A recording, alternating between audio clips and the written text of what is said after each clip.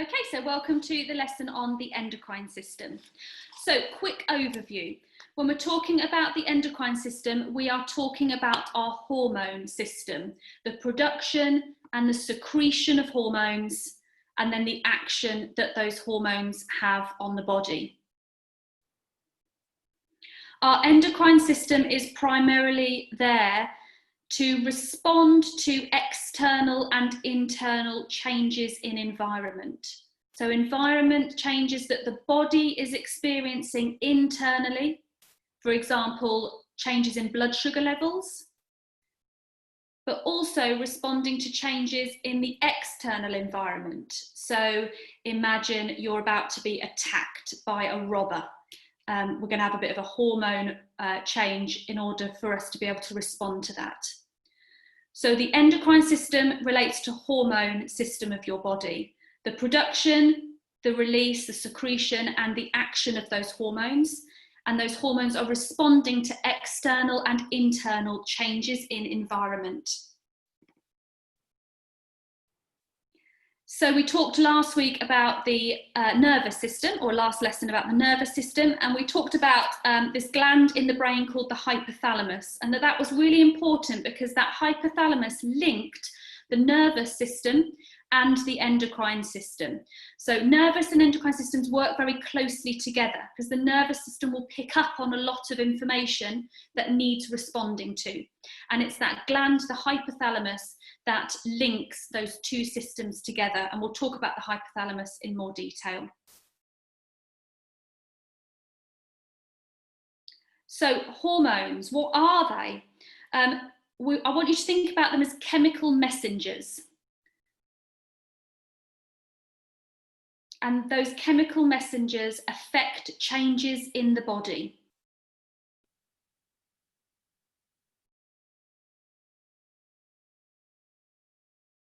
So hormones themselves are made up from the components of our diet, of the things that we eat. They are mostly protein-based. So the protein in our diet helps to make our hormones, and the majority of our hormones are protein-based.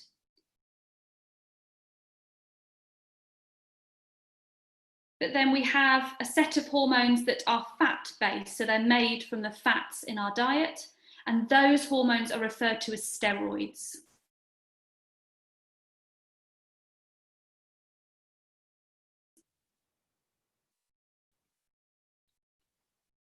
So we have endocrine glands all over the body, and when that hormone is required, the gland secretes the hormone directly into the blood circulation.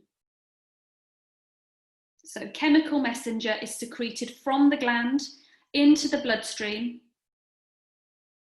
and then that is transported.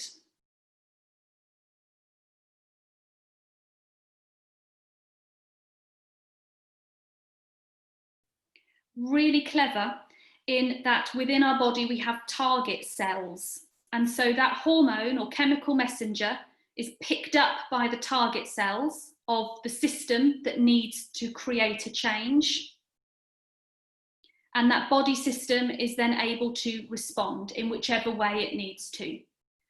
So hormones are made in the endocrine glands. They're fat-based or protein-based. The majority are protein-based. The fat-based hormones are referred to as steroids.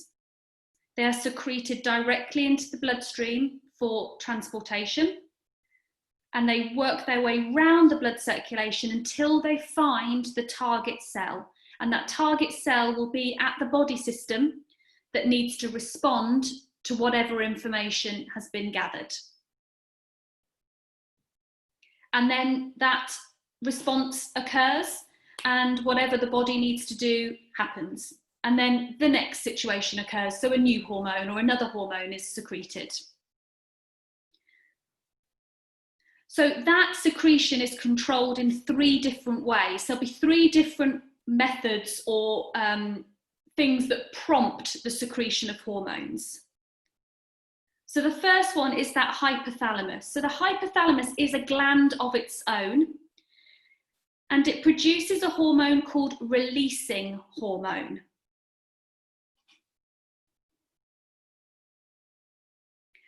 this releasing hormone makes the pituitary gland produce hormones.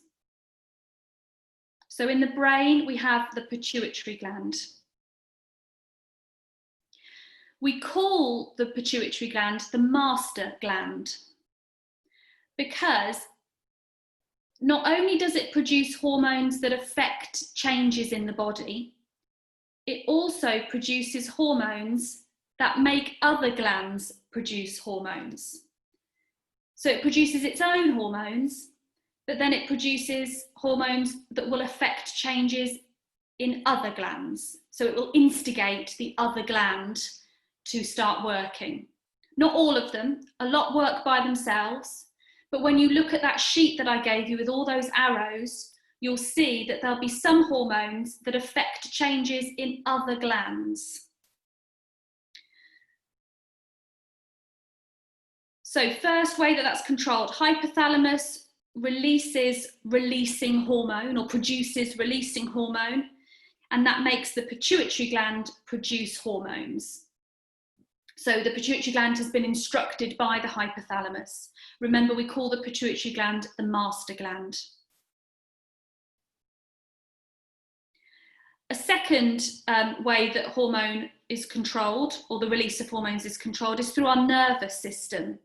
So our nervous system directly controls some of our endocrine glands, especially when a quick response is required. So if you think about our fight or flight a situation, we don't have time for the hypothalamus to inform the pituitary gland, and then the pituitary gland produces a hormone and that goes to our kidneys, and then our adrenal glands, which sit on top of our kidneys, now produce adrenaline. We haven't got time, it needs to react very, very quickly. So our nervous system will directly control some of our glands, and the most common gland of that is our adrenal glands, which sit on top of the kidneys, to produce adrenaline in a very quick response, so a fight or flight situation.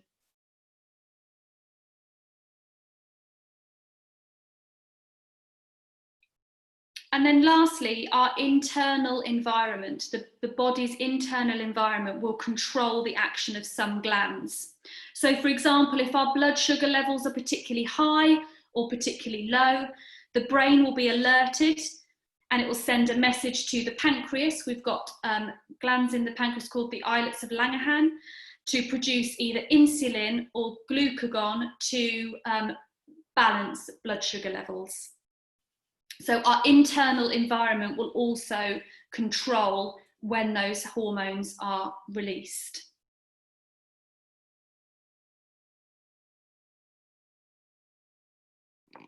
So we have 8 sets or 8 endocrine glands.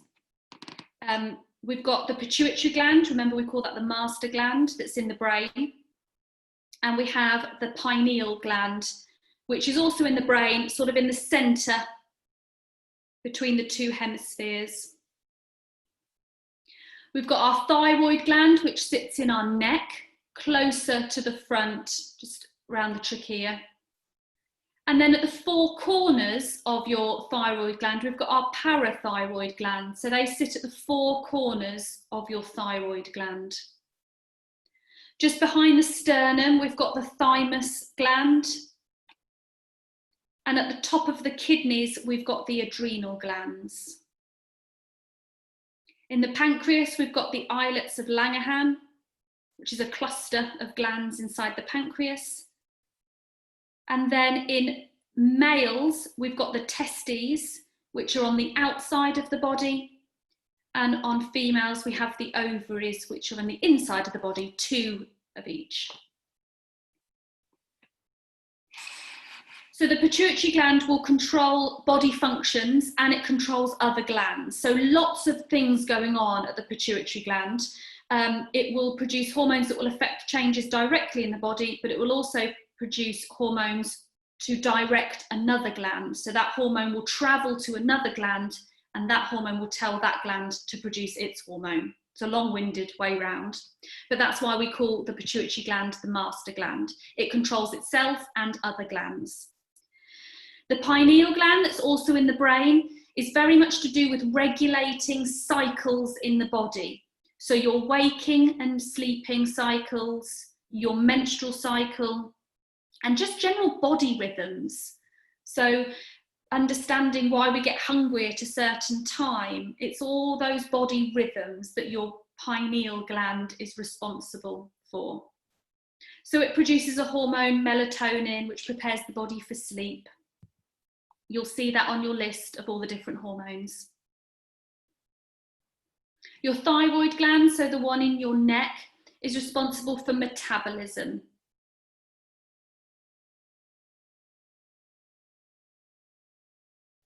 And then your parathyroid glands that sit either edge. So it almost makes the gland look like a butterfly, I always think, it's how I remember it.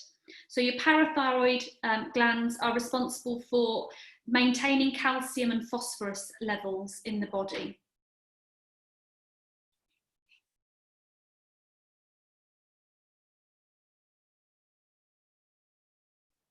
Your thymus gland, so that sits just behind the sternum, so the breastplate here, is responsible for helping to fight infection. So when that kicks into action, it produces T lymphocyte cells, which fight infection in the body.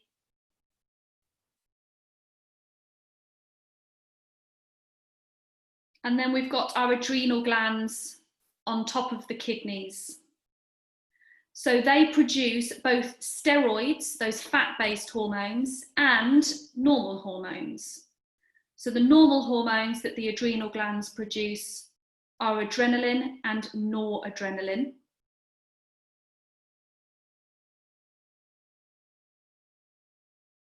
And we've got 3 steroids that are produced at the adrenal glands. They're on your sheet, but they're called glucocorticoids, mineral corticoids, and sex corticoids. So corticoid relates to steroid. And those generally aid metabolism, mineral levels generally in the body, and sexual development.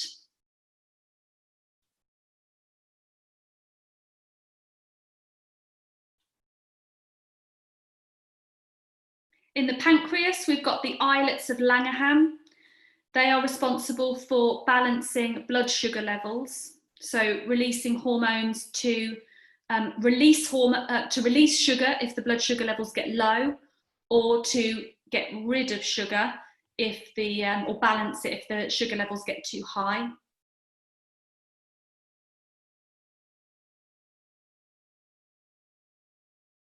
And then in males, we've got our testes, and females, we've got ovaries, and the hormones that are produced there are responsible for secondary sexual characteristics. So puberty, and then for females, it will be pregnancy and menopause.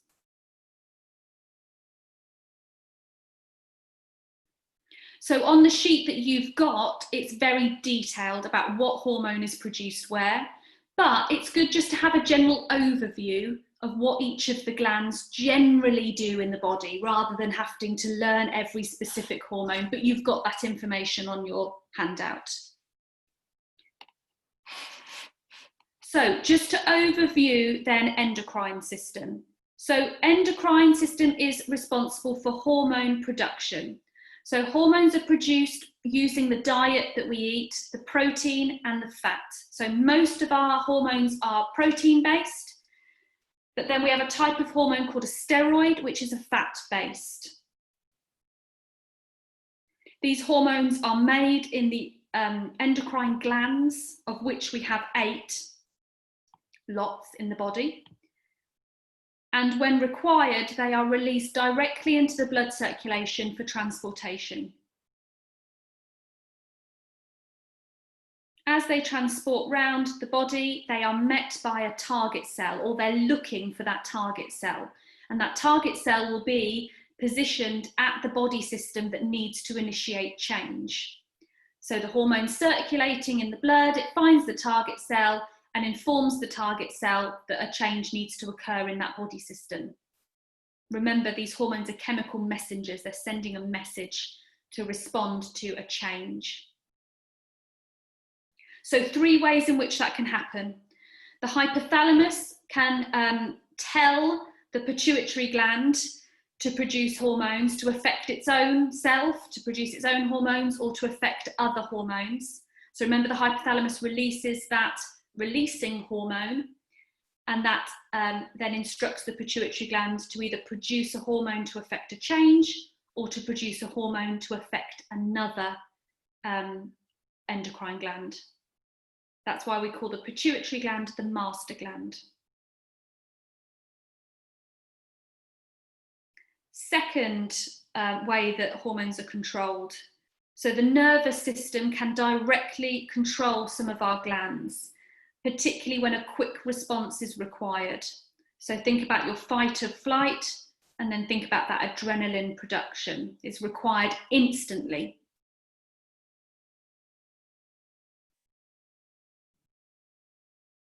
So that could be external environment, couldn't it? You're responding to that external change in environment.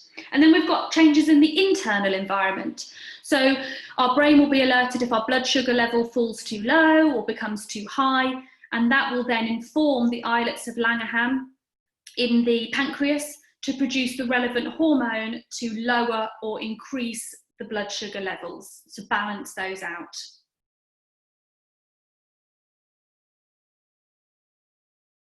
And then our 8 endocrine glands. So we've got our pituitary gland, which controls a lot in the body of its own. So it controls body functions, but also controls other glands.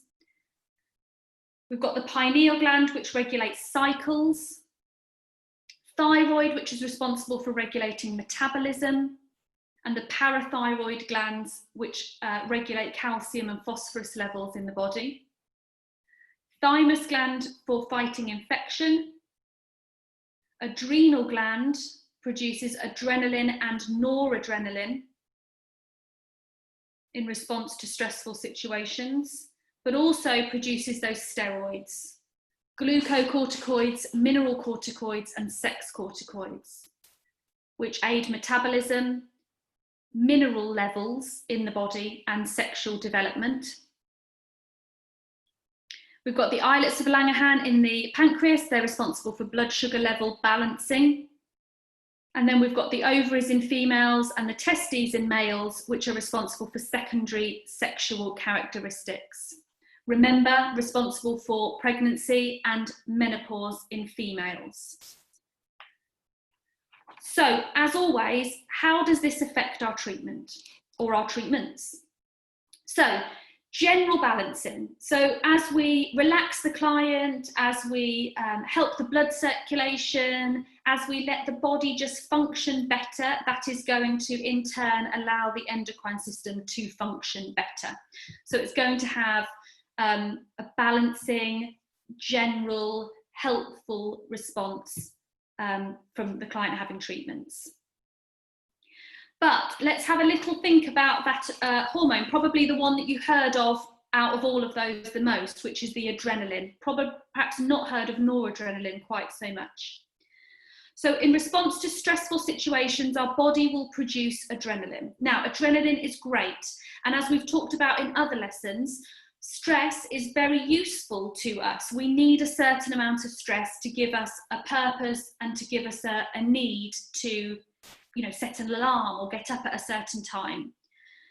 However, our lifestyles have meant that we are producing more adrenaline than we should be for longer periods. So in an ideal world, we would produce adrenaline during waking hours, just a good amount just to keep us on our toes, set the alarm to make sure you get up ready for work, or I've got that meeting I've got to go to, just a steady form of adrenaline that keeps us nice and fueled.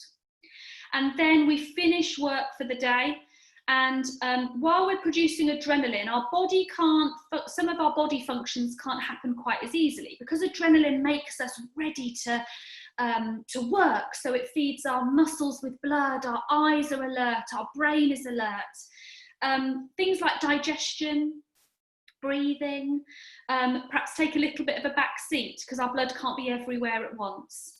And so what happens, or what should happen, is we finish work for the day, our stress levels should come down, and so our adrenaline production ceases, and we produce another hormone called noradrenaline. And noradrenaline is a counteractive hormone to adrenaline, so it does the opposite. It relaxes the muscles, it diverts the blood away from those sense organs and diverts the blood to the systems that had been a little bit ignored while we were fueled with that adrenaline. So if we really wanted to break it down, we would kind of want 12 hours adrenaline production, 12 hours noradrenaline production, ish. I mean, that's not like a scientific number of hours. However, the things that we've talked about in previous lessons about working longer hours, longer weeks, longer months, longer years, longer lives, we are using things like artificial lighting to extend our day's work. We're using things like stimulants to help us to work longer. What's happening to us and our clients is that we are producing adrenaline for much longer periods of time. We're not having that natural stress relief. So we're perhaps coming home, working from home, you've got your phone on your lap, you're getting your emails, you're getting text messages, you're checking social media. We've got a trickle of adrenaline being produced all the time. We go to bed, we perhaps have a look at our phones just before bed, we wake up in the middle of the night. We're not sleeping because we're stressed about what could be happening the next day. We check our emails, oh, I've got this terrible email partway through the night, 3 o'clock in the morning, nothing I can do about it, but I've just produced adrenaline. So we have this constant production of adrenaline, and our bodies aren't able to produce that noradrenaline to enable our bodies to relax. And when we're producing that noradrenaline, our bodies are able to repair, renew, rest, relax, to prepare us to produce that adrenaline again the next day. But we've really just got a constant supply of one hormone, which is great. Adrenaline is an amazing hormone, but produced over a long period of time, it's going to have detrimental effects on other parts of the body. We've talked about digestive complaints in other lessons. You can see now why, when blood is being transported to your sense organs, your digestion is just left. And then that time where our digestion should be picked up again, we're not allowing it to. So your treatments are going to promote the production of noradrenaline. Your clients are going to go into a relaxed state. We're going to darken the room, play the music. And so their bodies, that parasympathetic nervous system that we talked about last lesson, is going to kick in. And so their bodies are going to prepare for rest and relaxation. As that happens, their adrenaline production will slow down, and then noradrenaline production will increase, which allows repair, restoration, relaxation, renewing of the body. So, in short, your treatments are managing stress, and stress is controlled by your endocrine glands, particularly your adrenaline production. Now, for your very stressed clients, we might find that although the treatments are going to be amazing for their endocrine systems, your clients could suffer what we call a healing crisis. So sometimes issues or ailments they've got with their body, particularly if those ailments are as a result of stress, can sometimes get a little bit worse before they get better. So when we treat somebody, often their body relaxes, that adrenaline production reduces, and actually they hit a bit of a brick wall. It's a little bit like, and we've probably all done it, you work really hard, you're getting ready for your holiday, and you think, oh, I've got to get all that done, and then I can relax. And then you get on the plane, you land in a wonderful destination, and then you get the sniffles, and you're ill for the first week of your holiday. That is a healing crisis. That is your body storing up all those toxins, and you've worked through, no, can't be ill, got to get on. And then as soon as your body relaxed, your body said, right, now we need to repair. So sometimes your clients can go through what we call a healing crisis, where sometimes ailments or conditions can get slightly worse before they get better. If they do suffer something like that, and sometimes it could just be a feeling of a headache or a migraine after a treatment, it might be a feeling of lethargy or an emotional release after a treatment.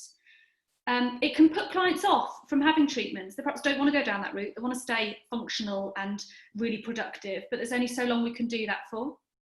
And so actually a healing crisis is an indication that a client really does need regular treatments. So that's something you can talk to your clients about. Don't scare them, but it's definitely a situation that could occur, particularly with people who have had high stressful situation for a very long period of time.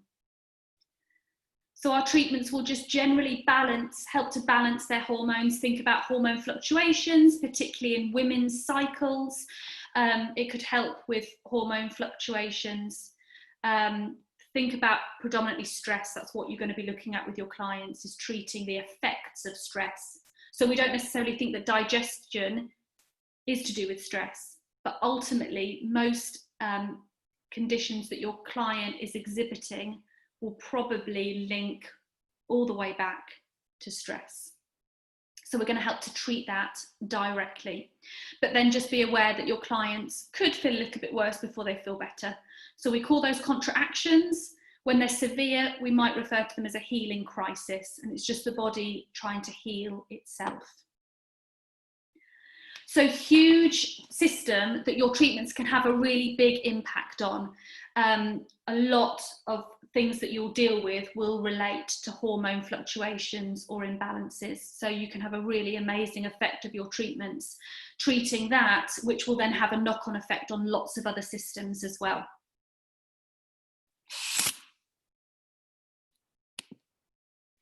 Okay, so I've stopped recording.